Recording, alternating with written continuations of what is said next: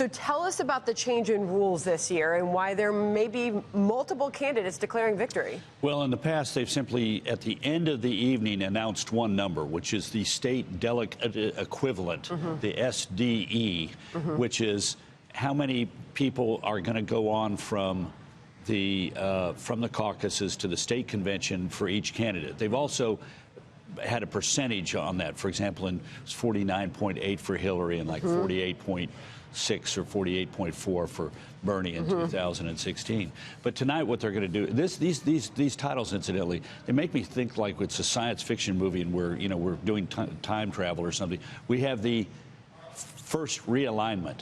So everybody walks into the caucus, and we have the first realignment, the first alignment, which is everybody says, here's who I'm for. You go stand with the people that you're for. Then they find out if they then figure out how many people are in the room and whether or not your candidate has got 15% or more of the people in the room. If not, if your candidate doesn't, you have to now decide, am I going to go home or am I going to go through the second realignment? So with the viability threshold, the second realignment, and then they will then report that number.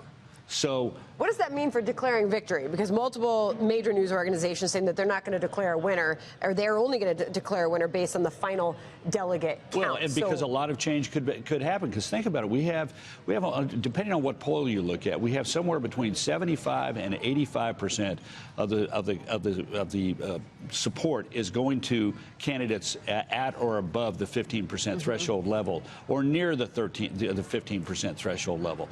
But that means that you've got anywhere from from 15% to 25% who are either undecided or for a lesser candidate.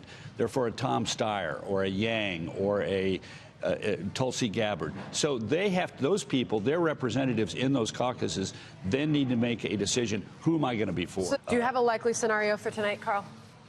Well, first of all, it's going to be a long night because we're going to it's going to be so close that even while the vast preponderance of the votes come in via the app, some people will not use the app and they'll still have to phone in their numbers.